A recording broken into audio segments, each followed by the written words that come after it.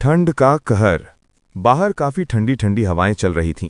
ठंड से लोगों के हाथ पैर सुन पड़ रहे थे। यहां तक कि लोग अपने घरों में रजाई से बाहर निकलने की भी नहीं सोच रहे थे। वहीं कविता, जो अपनी मां सुनीता के साथ रहा करती थी, वो एक छोटी मोटी कंपनी में काम करके अपने परिवार का गुजर बसर किया करती। पिता के जाने के बाद उसने ही अपनी मां की सारी जिम्मेदारी उठाई थी। ऐसे ही एक शाम सुनीता अब अपने हाथों में पूजा की थाली लिए मंदिर जाती है और वहां पंडित जी से कहती है, पंडित जी, कविता पूरे 22 साल की हो चुकी है। आखिर कब मेरी बेटी के लिए कोई अच्छा लड़का मिलेगा? मैं तो चाहती हूं कि वो एक ऐसे घर में जाए जहां उसे किसी भी तरह की कोई दिक्कत ना हो, पर अब तक आपने ऐसा कोई लड़का नहीं बताया। ऐसा लगता है आपने मेरी बेटी के लिए कोई रिश्ता ढूंढा ही नहीं। आप और लोगों की बेटियों के रिश्ते लगवा रहे हैं, पर मेरी बेटी के लिए रिश्ता क्यों नहीं आ रहा? जी देखिए सुनीता बहन, मैं मानता हूं कि मैं और लड़कियों के लिए रिश्ते लेकर आ रहा हूं, पर यहां तक कि मैं उनकी शादियां भी करवा रहा हूं। पर आप समझने की कोशिश करिए, मैं जिनकी शादी करवा रहा हूं वो कोई ऐसी वैसी फैमिली नहीं है, बल्कि बड़े बड़े घर के लोग हैं। अब वो लोग दहेज देने को भी तैयार हैं और मेरे पास रिश्ते भी ऐसे ही आते हैं जो खुल्लम खुल्ला दहेज मांगते हैं। लेकिन आपके घर के हालात ऐसे नहीं हैं कि आप लड़के वालों को दहेज दे सकें। ये बात आप भी बेखूबी जानती हैं। और वैसे भी कविता बेटी ना सिर्फ आपकी है, बल्कि वो मेरी भी बेटी जैसी है। मैंने भी उसे बचपन से यहाँ खेलते कूदते और यहाँ तक कि पढ़ते हुए भी देखा है। मैं अपनी बच्ची को किसी ऐसे घर में नहीं डाल सकता जहां उसे सिर्फ तकलीफ मिले, वो भी सिर्फ दहेज के पीछे। भले ही मैं अपनी बच्ची कविता के लिए थोड़ा कम अमीर परिवार ढूंढूंगा, लेकिन ऐसा घर ढूंढूंगा जहां उसे सुख और शांति मिले। पंडित जी की बात सुनकर अब सुनीता को भी यही लगता है कि शायद पंडित जी बिल्कुल सही कह रहे हैं। इसलिए वो बिना कुछ कहे मंदिर में पूजा करके अपने घर वापस आ जाती है। ऐसे ही कुछ दिन बीतते हैं और एक दिन पंडित जी अचानक सुनीता के घर आते हैं। वहां वो देखते हैं कि कविता चूल्हे पर खाना बना रही थी। जैसे ही कविता पंडित जी को देखती है, वो फौरन उनके पैर छूकर उनका आशीर्वाद लेती है और फटाफट उनके लिए चाय चढ़ा देती है। पंडित जी, आज आपका यहाँ कैसे आना हुआ?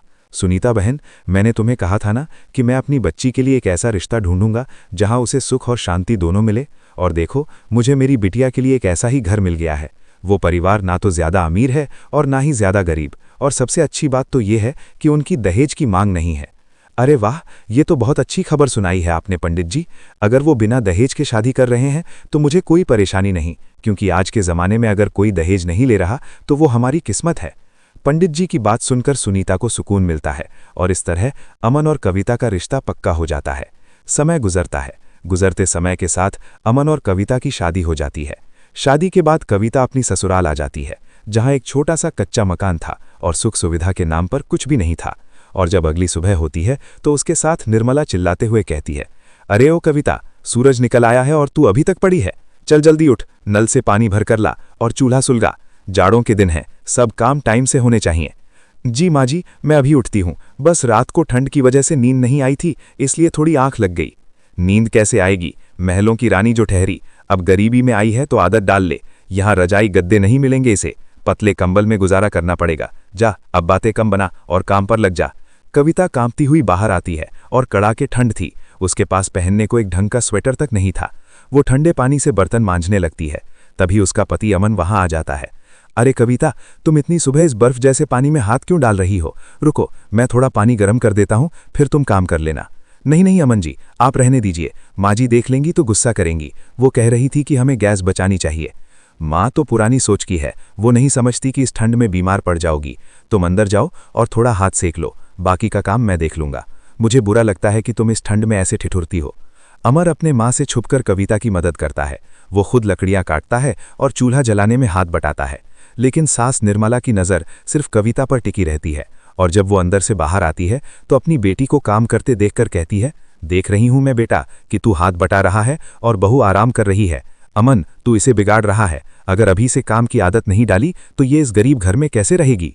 माँ, काम करने से मना कौन कर रहा है, पर देखो तो सही कितनी ठंड है। इसके पास तो ढंग का शॉल भी नहीं है। सोच रहा हूं कि इस महीने जो मेरी पगार मिलेगी उससे इसके लिए एक अच्छा स्वेटर ले आऊं। अच्छा, घर में खाने को दाना नहीं है और तुझे स्वेटर की पड़ी है। पहले राशन देखेंगे या इसकी फरमाइशें पूरी करेंगे? कविता ये सब सुनकर चुप हो जाती है। उसे दुख होता है कि उसकी वजह से माँ बेटे में बहस हो रही है। वो सूखी रोटी और नमक खाकर दिन गुजारती है, पर कभी शिकायत नहीं करती। ऐसे ही समय गुजरता है। एक रात ठंड इतनी बढ़ जाती है कि कविता की कपकपी छूटने लगती है, और जब अमन आंखें खोलता है तो वो अपना चादर कविता को ओढ़ाते हुए कहता है, कविता, तुम ये भी ले लो, मुझे ठंड नहीं लग रही। नहीं अमन जी, आप खाली बदन सोएंगे तो बीमार पड़ जाएंगे। आप बहुत मेहनत करते हैं, आपका ठीक रहना जरूरी है। तुम मेरी फिक्र छोड़ो, तुमने अपनी माँ का घर छोड़कर मेरा साथ देने का फैसला किया, ये मेरे लिए बहुत बड़ी बात है। मैं भले ही गरीब हूं, पर वादा करता हूं कि एक दिन तुम्हें सारी खुशियां दूंगा। अभी थोड़े दिन हिम्मत रखो। अमन की बात सुनकर कविता मुस्कुरा देती है और अमन को पकड़कर सो जाती है। अगले दिन कविता की तबीयत बहुत खराब हो जाती है। ठंड की वजह से उसे तेज बुखार चढ़ जाता है। अमन परेशान हो जाता है, पर घर में दवाइयों के पैसे नहीं होते।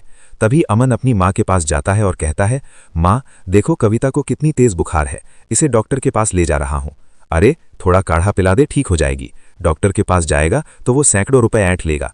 नहीं माँ, पैसे आज नहीं तो कल आ जाएंगे, पर अगर कविता को कुछ हो गया तो मैं खुद को कभी माफ नहीं कर पाऊंगा। पर आप कैसी माँ है?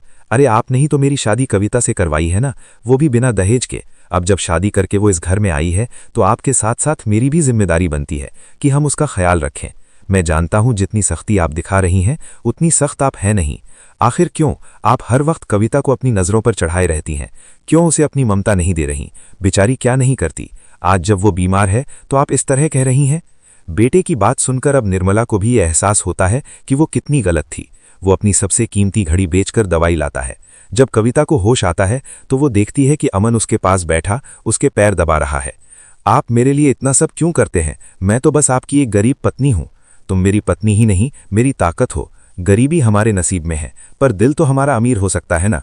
तब तक मैं हूं, तुम्हें घबराने की कोई जरूरत नहीं है। अमन का ये प्यार देखकर कविता अपना सारा दुख भूल जाती है। उसे समझ आता है कि ससुराल भले ही गरीब है और सास सख्त है, पर अगर पति का साथ हो तो सूखी रोटी भी 56 भोग जैसी लगती है। धीरे धीरे निर्मला का दिल पिघलने लगता है और वो भी अपनी बहू को बेटी की तरह प्यार करने लगती है।